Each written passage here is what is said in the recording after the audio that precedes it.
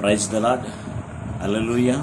ప్రభునందు అత్యంత ప్రియమైనటువంటి దేవుని బిడ్డలారా, ఇప్పుడు మన ప్రభువును లోకరక్షకుడైన యేసుక్రీస్తు అతి శుభమైన నాను బట్టి ఈ దినమందు మీకు అందరికీ కూడా, ఈ లైవ్ కార్యక్రమం చూస్తున్నటువంటి మీకు అందరికీ కూడా శుభాభివందనాలు తెలియపరుస్తూ ఉన్నాను. దేవుని యొక్క మహాకృపను మరొకసారి జీవమనిచ్చు దేవుని యొక్క వాక్యమైనటువంటి కార్యక్రమానికి మిమ్మల్ని అందరినీ కూడా ప్రేమతో ఆహ్వానిస్తూ ఉన్నాను. దేవుడు ఈరోజు మన కొరకు సిద్ధపరిచిన వాక్యాన్ని, కొద్ది సమయాన్ని దేవుని యొక్క మాటలు మన విందాం. పరిశుద్ధ గ్రంథంలో నుంచి ఆ క్లుప్త సందేశాన్ని మీ ఎదుటి పెట్టాలని ఈ రోజున దేవుని ఆత్మచేత నేను ప్రేరేపించబడ్డాను కనుక పరిశుద్ధ గ్రంథంలో నుంచి ఒక మాటని ఈ రోజున దేవుని యొక్క వాక్య ధ్యానంగా చేసుకున్నాం. పరిశుద్ధ గ్రంథం నుండి రాజుల 2వ గ్రంథము 13వ అధ్యాయము 4వ వచనములో ఇట్టి రీతిగా వ్రాయబడి ఉంది. అయితే యెహోయాహాజు యెహోవాను వేడుకొనగా యెహోవా సిరియా రాజు చేత బాధ నొందిన ఇశ్రాయేలు వారందరినీ కనికరించి అతని మనవి అంగీకరించింది. ప్రభునందు అత్యంత ప్రియమైనటువంటి దేవుని బిడ్డలారా, ఈ రోజున చదవబడిన వాక్య అంశము ఏమై ఉన్నదంటే, నీవు ఎవరి చేత బాధ నొందించబడుతూ ఉన్నావు, అది దేవుడు చూస్తూ ఉన్నాడు. ఈ చదవబడిన యొక్క వాక్య భాగంలో ఇశ్రాయేలు యొక్క ప్రజలందరూ కూడా నెబాతు కుమారుడైన యెరోబోము యొక్క ప్రేరేపణ బట్టి వారందరూ దేవుని యొక్క దృష్టికి చెడుతనము నడుస్తూ, చెడు ప్రవర్తన జీవిస్తూ వారందరూ కూడా జీవిస్తున్నటువంటి కాలంలో దేవునికి కోపమును పుట్టించినటువంటి ప్రజలుగా వారు ఉన్నారు. అటువంటి సమయంలో ఇశ్రాయేలు ప్రజలందరినీ కూడా దేవుడైన యెహోవా వారిని సిరియా రాజు చేతికి అప్పగించాడు. సిరియా రాజు చేతికి అప్పగించినప్పుడు సిరియా రాజు చేత వారందరూ కూడా ఏం చేయబడుతున్నారంటే, బాధింపబడినటువంటి వారిగా వారు కనపడుతూ ఉన్నారు. దేవుని బిడ్డ, వారు సిరియా రాజు చేత బాధింపబడుట దేవుడు చూశాడు. అక్కడ ఉన్నటువంటి ఒక ప్రవక్త ప్రార్థన చేయగా అతని మన దేవుడు ఆలకించి వారిని నాశనము కాకుండానట్లు వారిని కాపాడు ఈ యొక్క వాక్య భాగంలో మనం చూడగలుగుతూ ఉన్నాము. దేవుని బిడ్డారా, అయితే ఈ రోజున నీవు ఎవరి చేత బాధింపబడుచు ఉన్నావో అది కూడా దేవుడు చూస్తూ ఉన్నాడు. నీవు ఎవరి చేత ప్రేరేపించబడి దేవునికి విరుద్ధముగా మాట్లాడుచు ఉన్నావు, ఎవరి చేత నువ్వు ప్రేరేపించబడి దేవునికి విరుద్ధముగా నువ్వు పాపము చేస్తూ దేవునికి కోపం పుట్టిస్తూ ఉన్నావో అది కూడా దేవుడు చూస్తూ ఉన్నాడు. దేవుని బిడ్డారా, అయితే ఇక్కడ మనం చూసినప్పుడు నీ భర్త చేత నువ్వు బాధింపబడుచు ఉండవచ్చు, నీ భార్య చేత నువ్వు బాధింపబడుచు ఉండవచ్చు, నీ బిడ్డల చేత నువ్వు బాధింపబడుచు ఉండవచ్చు, నీ ఇరుగు పొరుగు వారి చేత నువ్వు బాధింపబడి ఉండవచ్చు, అలాగనే నువ్వు అప్పుల బాధల చేత నువ్వు బాధింపబడుచు ఉండవచ్చు, అలాగనే నువ్వు అనారోగ్యం చేత నువ్వు బాధింపబడుచు ఉండవచ్చు. నువ్వు ఎవరి చేత బాధింపబడుచు ఉన్నప్పటికీ యేసయ్య చూస్తూ ఉన్నాడు. దేవుని బిడ్డలారా, యేసయ్య చూస్తూ ఉన్నాడు. ఒకవేళ నిన్ను ఆ యొక్క పాపములో నడిపించేటువంటి నెబాతు కుమారుడు వలె ఎవరన్నా నిన్ను ప్రేరేపిస్తూ ఉన్నారేమో, ఎవరన్నా నిన్ను నడిపిస్తూ ఉన్నారేమో, అటువంటి క్రియలు దేవునికి విరుద్ధముగా అనుసరించి నడవడానికి నిన్ను ప్రేరేపిస్తూ ఉన్నారేమో, అది ఒక్కసారి నువ్వు జ్ఞాపకం చేసుకో.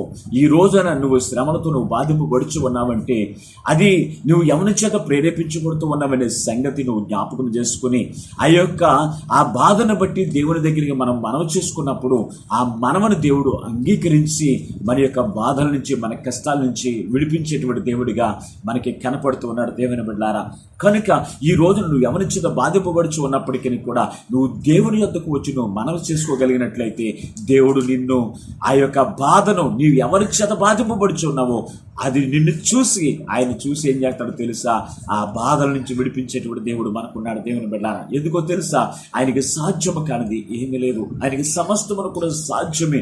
మరణమిత సహితము కూడా ఆయనకు అధికారం కలిగినటువంటి దేవుడు మన దేవుడు. దేవుని బిడ్డలారా, అటువంటి దేవుని మనం కలిగి ఉన్నప్పుడు మన యొక్క జీవితంలో కష్టములు, బాధలు, శ్రమలు వస్తూ ఉన్నప్పుడు మనం దేవుని యొద్దకు వచ్చి మనము చేసుకోవలసిన పరిస్థితి మనం కలిగినటువంటి వారికి ఉన్నాము. దేవుని బిడ్డ, పరిశుద్ధ గ్రంథంలో ఒక వ్యక్తిని మనం చూడగలిగినట్లయితే శతాధిపతిని గురించి మనందరికీ కూడా తెలిసినటువంటి విషయమే. చూడండి ఒకసారి పరిశుద్ధ గ్రంథంలో మత్తయి రాసిన సువార్త 8వ అధ్యాయము, మత్తయి రాసిన సువార్త 8వ అధ్యాయము 6వ వచనంలో ఇటు రీతిగా రాయబడి ఉంది. ఆయన కపెర్నహూములోనికి ప్రవేశించినప్పుడు ఒక శతాధిపతి ఆయన వద్దకు వచ్చి, ప్రభువా, నా దాసుడు పక్షవాయువుతో మిగులు బాధపడుచు ఇంటిలో పడి ఉన్నాడని చెప్పి ఆయనను వేడుకొనెను. చూడండి, ఈ యొక్క పరిశుద్ధ గ్రంథంలో మనం చూడగలిగినప్పుడు, ఈ చదవబడిన ఈ యొక్క వాక్యభాగం మనం చూడగలిగినప్పుడు శతాధిపతి మనకి కనపడుతూ ఉన్నాడు. శతాధిపతి అనగా 100 మందికి అధిపతి. దేవుని బిడ్డలారా, ఈ శతాధిపతి దేవుని యందు నమ్మిక కలిగినటువంటి వాడిగా కనపడుతూ ఉన్నాడు. ఏమి నమ్మిక అంటే, ఆయన బాధల నుంచి విడిపించేటువంటి దేవుడు, ఆయన శ్రమల నుంచి విడిపించేటువంటి దేవుడు, రాజుల ద్వారా విడిపించబడినటువంటి బాధలు, రాజుల ద్వారా సాధ్యము కానిటువంటి తెగుళ్ళు, అలాగే ఏ బాధ చేత నువ్వు బాధింపబడుచున్నప్పటికీ ఆ బాధ నుంచి విడిపించేటువంటిది యేసుక్రీస్తు ప్రభువారని నమ్మిక కలిగిన వాడు ఎవరంటే శతాధిపతి. దేవుని బిడ్డలారా, అటువంటి సమయంలో తన యొక్క దాసుడంట, అతని దగ్గర పనిచేస్తున్నటువంటి ఆ యొక్క పనివాడు పక్షవాయువుతో మిగుల బాధపడుచు ఉన్నాడు అని మాట్లాడుతూ ఉన్నాడు. దేవుని బిడ్డలారా, అతడు పక్షవాయువుతో మిగుల బాధ, మామూలు బాధలు వేరు, మిగుల బాధలు వేరు. దేవుని బిడ్డలారా, ఇక్కడ చూసినప్పుడు ఇతడు అంతరంగముగా బాధపడుతూ ఉన్నాడు, శారీరకముగా బాధపడుతూ ఉన్నాడు. దేవుని బిడ్డలారా, పక్షవాయువుకి వెళ్ళినటువంటి వారి యొక్క జీవితంలో ఎవరు ఏమన్నా మాట్లాడడానికి వీల్లేదు, ఎవరు ఏమన్నా కోపగించుకోవడానికి వీల్లేదు, సూటిపోటు మాట్లాడుతూ ఉన్నప్పటికీ కూడా ఎదురు సమాధానం చెప్పడానికి వీల్లేదు. అటువంటి సమయంలో అంతరంగం ఎంత బాధపడి ఉంటుందో ఆలోచన చేయండి. అలాగనే శరీరము సహకరించక అతడు ఎంతో మిగిల బాధపడుచు ఉన్నప్పుడు అతను బాధను చూసినటువంటి శతాధిపతి ఎవరి దగ్గరికి వచ్చాడంటే యేసయ్య దగ్గరకు నడిపించబడ్డాడు. దేవుని బిడ్డలారా, ఈ రోజున నువ్వు క్రీస్తుని కలిగినటువంటి జీవితం నువ్వు జీవిస్తూ ఉన్నావు, దేవునికి వ్యతిరేకంగా నువ్వు ప్రవర్తిస్తూ ఉన్నావు, దేవునికి వ్యతిరేకంగా నువ్వు నడుస్తున్నటువంటి సమయంలో బాధలు నీ మీదకి వచ్చినప్పుడు, కష్టాలు నీ మీదకి వచ్చినప్పుడు, తెగుళ్ళు నిన్ను తాకుతూ ఉన్నప్పుడు, నిన్ను బాధిస్తూ ఉన్నప్పుడు నువ్వు ఎవరి దగ్గరికి వచ్చి మనం చేస్తూ ఉన్నావు ఆలోచన చేయండి. నువ్వు ఎవరి దగ్గరికి వచ్చి మనం చేస్తూ ఉన్నావు ఆలోచన చేయండి. నీ ఇరుగు పొరుగు వారి దగ్గరికి వచ్చి నువ్వు మనం చేస్తే ఆ బాధలను విడిపించారండి. అలాగనే నీ యొక్క రక్త సంబంధుల దగ్గరికి వచ్చి నువ్వు మొరపెడితే ఆ దాని ద్వారా నువ్వు విడిపించబడవు. నీ బాధల నుంచి, నీ కష్టాల నుంచి, నీ తెగుల నుంచి నువ్వు విడిపించబడవు. దేవుని బిడ్డలారా, ఈ రోజున ఇది ఎంత భయంకరమైనటువంటి తెగులు చేత నువ్వు బాధింపబడుచు ఉన్నప్పటికీ, ఎటువంటి భయంకరమైన అప్పుల చేత నువ్వు బాధింపబడుచు ఉన్నప్పటికీ, ఎటువంటి శ్రమల ద్వారా నీ బిడ్డలను బట్టి నువ్వు బాధించబడవచ్చు, నీ భర్తను బట్టి, నీ యొక్క రక్త సంబంధాలను బట్టి, నీ భార్యను బట్టి నువ్వు బాధించబడుతూ ఉన్నావేమో. ఈ రోజున నీ బాధ నుంచి విడిపించడానికి యేసయ్య ఈ రోజు నీతో మాట్లాడుతూ ఉన్నాడు. ఎటువంటి బాధ నుంచి విడిపించడానికి నా యేసయ్య సమర్థుడు అని నువ్వు విశ్వాసం ఉంచగలిగితే ఆయన తప్పనిసరిగా విడిపించడానికి ఆయన సిద్ధముగా ఉన్నాడు. ప్రభువునందు దేవుని బిడ్డలారా, ఇక్కడ చూసినప్పుడు శతాధిపతి విశ్వాసం ఉంచుతూ ఉన్నాడండి. ఇతడు అన్యుడు, దేవుని ఎరగనటువంటి వాడు, దేవుని గూర్చి విని విశ్వాసం ఇచ్చినటువంటి వాడు. అయ్యా, నువ్వు నా ఇంటిలోనికి రావడానికి నేను పాత్రుడని కాను అని చెబుతున్నటువంటి వాడు. ఇతడు దేవుని యొక్క వాక్యమందు నమ్మిక ఇచ్చాడు, దేవుడు బాధల నుంచి విడిపిస్తాడని ఆయన దగ్గరికి నడిపించబడినటువంటి వాడిగా ఈ శతాధిపతి మనకి కనపడుతూ ఉన్నాడు. దేవుని బిడ్డారా, ఈ రోజున రక్షణ పొందిన నీవు క్రీస్తును ధరించుకున్న నీవు యేసయ్య బాధల నుంచి విడిపించేటువంటి దేవుడని నువ్వు నమ్ముతూ ఉన్నావా? ఆలోచన చేయండి. నేను దేవునిలోకి వెళ్ళిన తర్వాత అనేకమైన కష్టాల పాలైపోయాను, నేను దేవునిలోకి వెళ్ళిన తర్వాత అనేకమైన నష్టాల పాలైపోయాను అని నువ్వు అనుకుంటున్నావేమో. దేవుని బిడ్డలారా, నువ్వు నష్టాల పాలవడం ద్వారా, నువ్వు కష్టాల పాలవడం ద్వారా, నీవు ఆ యొక్క బలహీనత పడి ఉండడం ద్వారా దేవునికి ఇష్టము కాదండి. మనమందరము కూడా సంతోషంగా ఉండాలని యేసుక్రీస్తు ప్రభువారు ఆయన పరమను విడిచి లోకంలోనికి వచ్చి వేశాడు. దేవుని బిడ్డలారా, మీరు ఒక్కసారి ఆలోచన చేయండి. మనము బాధపడుతూ ఉంటే సంతోషించేటువంటి దేవుడు కాదు. మన బాధల నుంచి, మన కష్టాల నుంచి నువ్వు ఎవరి చేత బాధింపబడుచు ఉన్నావో ఆయన చూస్తూనే ఉన్నాడు. అయితే నీవు ఆయన దగ్గరికి వచ్చి అయ్యా నా బాధల నుంచి విడిపించు అని నువ్వు అడిగితే కనుక నువ్వు విడిపించబడతావు. ఆయనకి సాధ్యము కానిది ఏదీ లేదు. దేవుని బిడ్డ, ఏమా మందిరానికి రావట్లేదే అని అడిగితే చాలు, అయ్యో ఎన్నో కష్టాలండి. ఏమా మందిరానికి రాలేదంటే ఎన్నో బాధలండి. అయ్యా మందిరానికి రాలేదే అంటే, అయ్యా అనారోగ్యం చేత ఎంతో బాధపడుతూ ఉన్నానండి అని మాట్లాడుతున్న దేవుని ప్రియమైనటువంటి కుమారుడు కుమార్తె, ఒక్కసారి నువ్వు ఆలోచన చేయండి.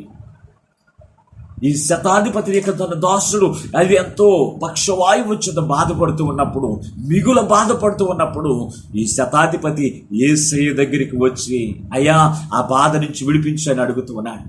ఈ రోజు నీ కుటుంబంలో ఇదిగో నీ భర్త చేత నువ్వు బాధింపబడుచు ఉన్నప్పుడు, నీ కుటుంబంలో నుంచి ఎవరైనా వచ్చి దేవుని యొక్క మందిరానికి వచ్చి, అయ్యా ఇదిగో నా యొక్క కుటుంబంలో ఫలానా కుమార్తె బాధింపబడుచు ఉంది, బాధ నుంచి విడిపించని శతాధిపతి వలె అడగగలుగుతూ ఉన్నారా? కుటుంబ సమేతంగా బాధ ఎవరో ఒక్కడ బాధపడితే చాలు అందరూ కుటుంబంలో పడి ఆ బాధలను బట్టి బాధల్లో కృంగిపోతున్నటువంటి కుటుంబాలుగా కనపడుతున్నటువంటి రోజుల్లో ఈ రోజున మనం ఉన్నాము. దేవుని బిడ్డలారా, మీరు చాలా జాగ్రత్తగా ఆలోచన చేయండి.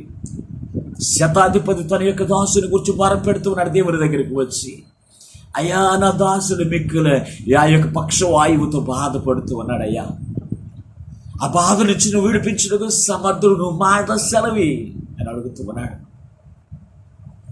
దేవుని యొక్క మాటలో స్వస్థత ఉంది, దేవుని యొక్క మాటలో విడుదల ఉంది, దేవుని యొక్క మాటలో జీవం ఉన్నది. దేవుని బిడ్డలారా, అటువంటిది ఎవరు నమ్మాడు? ఒక అన్యుడు నమ్ముతూ ఉన్నాడు. కానీ ఈ రోజున ఒక క్రైస్తవుడిగా నువ్వెందుకు నమ్మలేకపోతూ ఉన్నావు? దేవుడు నీ బాధల నుంచి విడిపిస్తాడని ఎందుకు నువ్వు నమ్మలేకపోతూ ఉన్నావు? ఆలోచన చేయండి. శతాధిపతి నమ్ముతూ ఉన్నాడు. ఈ యొక్క యేసు క్రీస్తు ద్వారా బాధల నుంచి, ఎటువంటి మిగులు బాధలు కావచ్చు, ఎటువంటి బాధల నుంచి విడిపించుటకు ఆయన సమర్థుడు అని దేవుని యొద్దకు నడిపించబడ్డాడు. దేవుని బిడ్డ, ఈ రోజున నువ్వు దేవుని ఎరిగినటువంటి కుమార్తెవే కావచ్చు, దేవుని ఎరగినటువంటి కుమార్తెవే కావచ్చు. ఈ వాక్యం ఈ రోజున నీతో మాట్లాడుతూ ఉన్నా. నువ్వు నీ భర్తతో నువ్వు బాధింపబడుచు ఉన్నావేమో, నీ భార్య చేత నువ్వు బాధింపబడుచు ఉన్నావేమో, నీ బిడ్డలతో నువ్వు బాధింపబడుచు ఉన్నావేమో, నీ రక్త సంబంధులతో నీ ఇరుగు పొరుగు వారితో నువ్వు బాధింపబడుచు ఉన్నావేమో, లేకపోతే అనారోగ్యం చేత నువ్వు బాధింపబడుచు ఉన్నావేమో, అప్పులు బాధల చేత నువ్వు బాధింపబడుచు ఉన్నావేమో. ఈ రోజున దేవుడు నీ యొక్క ప్రతి ఒక్క బాధ నుంచి విడిపించడానికి రోజు దేవుడు నీతో మాట్లాడుతూ ఉన్నాడు.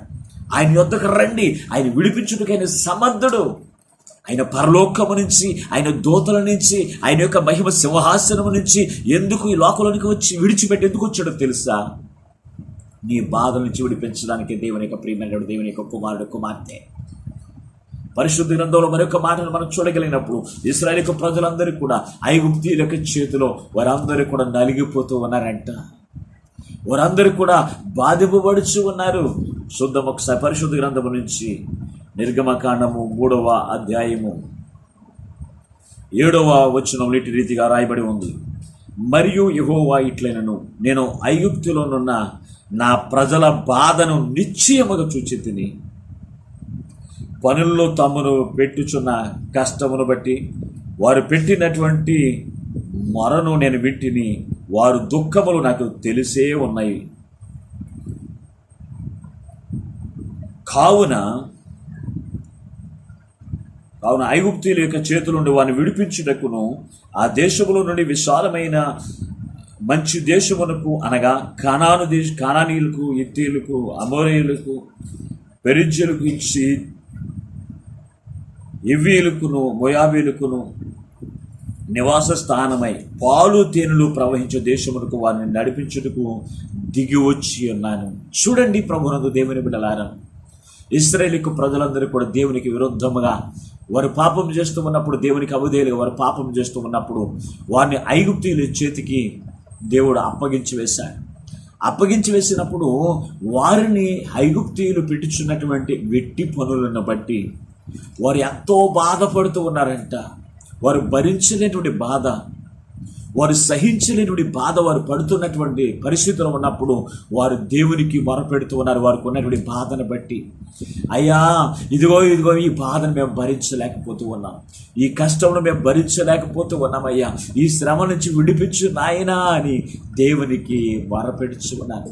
ఇశ్రాయేలు ప్రజలకు తెలుసు బాధల నుంచి విడిపించేటువంటి దేవుడని, కష్టముల నుంచి విడిపించేటువంటి దేవుడని, నష్టాల నుంచి విడిపించేటువంటి దేవుడని ఇశ్రాయేలు ప్రజలకు తెలుసు. అయితే వారు పెడుచున్నటువంటి బాధ, వారు పడుతున్నటువంటి బాధను బట్టి దేవునికి మొరపెట్టుకున్నప్పుడు అంట, వారు బాధను బట్టి వారు మొరపెట్టుచున్నటువంటి మొరను దేవుడు చూశాడు. వారు పడుతున్నటువంటి కష్టమును వారు చూశాడు. చూసి వారి యొక్క బాధ నుంచి విడిపించడానికంట వారు పాలు తేనెలు ప్రవహించినప్పుడు దేశంలోనికి, అనగా సంతోషకరమైన జీవితంలోనికి వారిని నడిపించడానికి ఆయన దిగి వచ్చి వేసాను అని రాయబడి ఉంది. దేవుని బిడ్డ, ఈ రోజు యేసుక్రీస్తు ప్రభువారు ఆయన పరలోకం నుండి ఎందుకు దిగి వచ్చి వేశాడో తెలుసా? నీ బాధల నుంచి విడిపించడానికి, నీ కష్టం నుంచి విడిపించడానికి, నీ శ్రమ నుంచి విడిపించడానికి, నీ యొక్క బలహీనత నుంచి విడిపించడానికి, నీ రుణబాధ నుంచి విడిపించడానికి, నీ తెగుళ్ళ నుంచి విడిపించడానికి యేసయ్య ఆయన పరలోకము నుండి దిగివచ్చి వేసేటటువంటి సంగతిని జ్ఞాపకం చేసుకో. యేసు ప్రభు వారు ఎందుకు వచ్చాడో తెలుసా అంటే నరక బాధల నుంచి విడిపించడానికి కూడా యేసుక్రీస్తు ప్రభు వారి లోకంలోకి వచ్చాడు. నువ్వు అనుకోవచ్చు ఈ లోకమే శాశ్వతమైన అనుకోవచ్చు. దేవుని బిడ్డ, ఏ రోజున ఎవరిని దేవుడు పిలుస్తాడో మనకు తెలియదు. ఏ రోజున ఎవరు దేవుడు పిలుస్తాడో తెలియదు. కనుక ఈ భయంకరమైన దినాల్లో, ఈ అపాయకరమైన దినాల్లో, ఈ దుర్దినాల్లో మనం ఉన్నాము కనుక ఈ రోజున నువ్వు ఎటువంటి బాధ కలిగినటువంటి చూపు నువ్వు జీవిస్తూ ఉండవచ్చు. లేకపోతే దేవుడు నిన్ను పిలుచుకున్న తర్వాత నరకంలోనికి వేదన చెంది బాధకరమైనటువంటి ఆ యొక్క నరకంలోనికి వెళ్ళేటువంటి పరిస్థితులను ఉండవచ్చు. ఆ నరకమయ అనేటువంటి బాధ నుంచి తప్పించాలి అన్న. అలాగే నువ్వు ఎవరి చేత నువ్వు బాధిపడుచు ఉన్నావు ఆ బాధ నుంచి విడిపించాలన్నా నా యేసయ్య సమర్థుడు అనేటువంటి నమ్మిక నువ్వు కలిగి ఉండు. తప్పనిసరిగా ఆయన ఇశ్రాయేలు ప్రజలను ఆ యొక్క సిరియా రాజు చేతిలో నుంచి విడిపించి, ఎలాగో విడిపించాడు అంటే కనికరించి అని రాశాడు. దేవుని బిడ్డ, వారు పెడుతున్నటువంటి మరణను బట్టి, వారు చేస్తున్నటువంటి పాపములను బట్టి వారు మొరపెడుతూ ఉన్నప్పుడంట దేవుడు వారి మీద కరుణించి వారిని నాశనము కాకుండానట్లు వారిని విడిపించెను అనేటువంటి మాట ఇదే అధ్యాయంలో మనం చూడగలిగినట్లయితే ఇక్కడ రాస్తూ ఉన్నాడు. చూడండి ఒకసారి పరిశుద్ధ గ్రంథంలోనే ఈ యొక్క రాజులు 2వ గ్రంథము 13వ అధ్యాయము 22వ వచనంలో ఇటు రీతిగా రాయబడి ఉంది. యెహోయాహాజు దినములన్నిటిను సిరియా రాజు అయినటువంటి హజాయేలు ఇశ్రాయేలు వారిని బాధ పెట్టును. వారు యెహోవా వారి మీద జాలిపడి వారందరిని అందు దయించి అబ్రహాము, ఇస్సాకు, యాకోబులతో తాను చేసిన నిబంధనను బట్టి వారి యందు లక్ష్యము నిలిపి వారిని నాశనము చేయనొల్లక ఎప్పటికీ తన సముఖముల నుండి వారిని వెళ్ళగొట్టక ఉండెను. చాలండి దేవుని బిడ్డ, చూడండి ఆ రాజు పెడుతున్నటువంటి బాధలను బట్టి వారు దేవునికి మొరపెట్టుకున్నప్పుడంట దేవుడు వారి యందు కనికరించాడంట. దేవుని బిడ్డ, తప్పుదము చేసిన వారు ప్రభువా నన్ను క్షమించు, ఇదిగో నా తప్పుదమును బట్టి నేను అనేకమైన బాధలు పడుతూ ఉన్నానని ఎందరైతే దేవుని దగ్గరికి వచ్చి క్షమాపణ అడుగుతారో, ఆయన సన్నిధిలోనికి వచ్చి ఎవరైతే ఆయన క్షమాపణ అడుగుతారో వారి యందు లక్ష్యం ఉంచుతాడు దేవుడు. వారి యందు లక్ష్యం ఉంచి వారిని నాశనము కాకుండానట్లు ఎవరి చేతైతే బాధింపబడుచు ఉన్నావో, దేని చేతైతే నువ్వు బాధింపబడుచు ఉన్నావో, ఒకవేళ నువ్వు సాతాను చేత నువ్వు బాధింపబడుచు ఉండవచ్చు, నువ్వు అప్పుల చేత నువ్వు బాధింపబడుచు ఉండవచ్చు. ఈ రోజున అప్పుల బాధల చేత అనేక మంది నశించిపోతూ ఉన్నారు. సాతాను యొక్క వరలోనికి వెళ్ళి చిక్కబడి అనేక మంది నశించిపోతూ ఉన్నారు. శ్రమల ద్వారా, బలహీనతలను బట్టి, ఇబ్బందులను బట్టి తన భర్తల ద్వారా బాధింపబడుచు భార్యలు చనిపోతూ ఉన్నారు. తన భార్యల ద్వారా బాధింపబడుచు భర్తలు చనిపోతూ ఉన్నారు. ఇటువంటి భయంకరమైన పరిస్థితుల్లో ఉన్న ఎటువంటి సహోదరుడైనా సరే దేవుని దగ్గరికి వచ్చి అయ్యా నన్ను క్షమించు నాయనా, నీకు విరుద్ధముగా నేను ప్రేరేపించబడి నేను పాపము చేశాను, అందుకే నాకు ఈ శ్రమలు, అయ్యో ఆ శ్రమలను బట్టి, ఆ బాధలను బట్టి నేను నాశనము కాకుండానట్లయ్యా, ఇదిగో నన్ను కరుణించు నాయన, నాకు కటాక్షమును అనుగ్రహించని ఎందరైతే యేసయ్య దగ్గరికి వచ్చి అడుగుతారో ఆయన కరుణ చూపించేటువంటి దేవుడు, క్షమాపణ అనుగ్రహింపజేసేటువంటి దేవుడు, నాశనము కాకుండా నిన్ను రక్షించేటువంటి దేవుడు మన దేవుడు. దేవుని బిడ్డ కనుక ఎంతవరకు నువ్వే విషయంలో నువ్వు బాధపడుచు అన్నావు, ఈ రోజునే దేవుడు నీ బాధల నుంచి విడిపిస్తాడని నువ్వు నమ్మకించినట్లయితే కనుక దేవుని యొద్దకు రండి. ఆయన దగ్గరికి వచ్చి ఆయన యొక్క కరుణ కటాక్షమును మీరు పొందుకోండి. ఆయన నువ్వే బాధలను కలిగి ఉన్నప్పటికీ ఆ బాధలన్నిటి నుంచి విడిపించి ప్రభువులో నడు ఆనందమును, సంతోషాన్ని అనుగ్రహించడానికి ఆయన పరలోకం నుంచి దిగి వచ్చి వేసి ఈ రోజున దేవుడు నీతో మాట్లాడుతూ ఉండగా ఈ రోజున నువ్వు విడుదల పొందాలంటే, నీ కష్టముల నుంచి, నీ బాధల నుంచి నువ్వు ఎవరి చేత అయితే బాధింపబడుచు ఉన్నావో ఆ యొక్క బాధలన్నిటి నుంచి విడుదల పొందాలంటే ఈ రోజున యేసయ్య దగ్గరికి వచ్చి ఆయన దగ్గరికి వచ్చి మనవి చేయి. ఆయన నీ మనవి ఆలకిస్తాడు. నీ ప్రార్థన ఆలకిస్తాడు. ఆయన కరుణ చూపించి కటాక్షం అనుగ్రహింపజేసి ఆ బాధలన్నిటి నుంచి విడిపించి ప్రభువులో ఉన్నటువంటి ఆనందాన్ని, సంతోషాన్ని, ప్రభువులో ఉన్నటువంటి ఆ యొక్క నిత్య జీవాన్ని కూడా దేవుడు అనుగ్రహిస్తాడు. ఆ రెండో మరణం నుంచి కూడా తప్పించి నరకం అనేటువంటి, పాతాళం అనేటువంటి ఆ యొక్క రెండో మరణం అనేటువంటి బాధల నుంచి కూడా నిన్ను తప్పించి ప్రభువులో ఉన్నటువంటి నిత్యము జీవించినటువంటి జీవితం దేవునికి అనుగ్రహిస్తాడు. అందుకే యేసు ప్రభు వారు ఆ యొక్క బాధలను విడిపించడానికి ఆయన పరలోకం నుంచి లోకంలో దిగి వచ్చి వేశాడు. నీ కొరకు నా కొరకు ఆయన గాయపరచబడింది. నీ కొరకు నా కొరకు ఆయన సిలువ వేయబడింది. ఆయన నీ కొరకు నా కొరకు ప్రాణం పెట్టింది. ఎవరి కొరకు? దేని గురించో తెలుసా?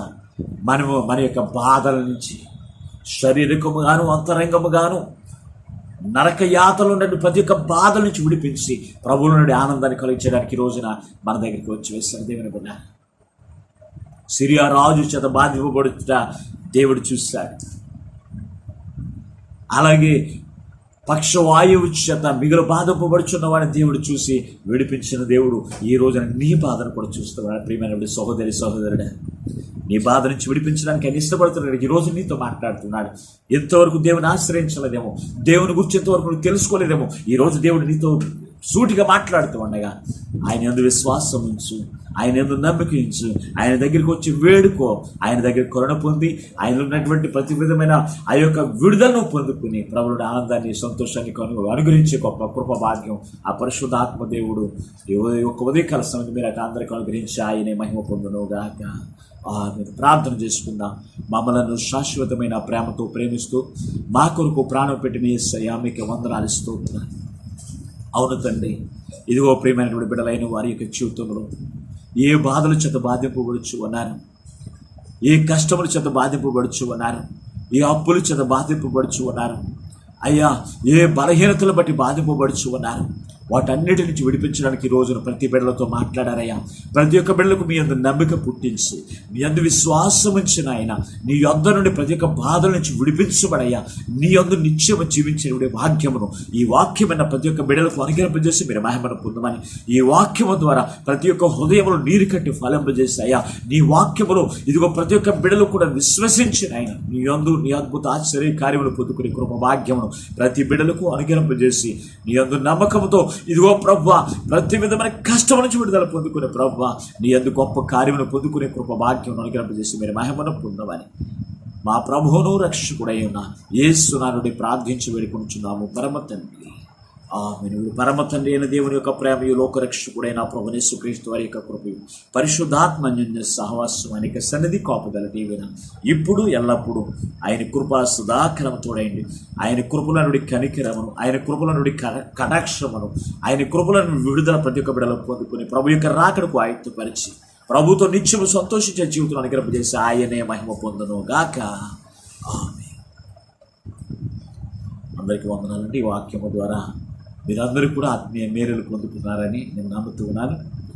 ఈ వాక్యము ద్వారా మీ జీవితంలో అనేక ఆత్మీయ మేలులు పొందుకుని ప్రభువులో ఉన్నటువంటి విడుదల, ప్రభువులో ఉన్న సంతోషాన్ని మీరు పొందుకోవాలని మరొకసారి తెలియపరుస్తూ నా మాటలు ముగిస్తున్నాను. అది అందరికీ మరొకసారి హృదయపూర్వక వందనాలు తెలియపరుస్తున్నాను.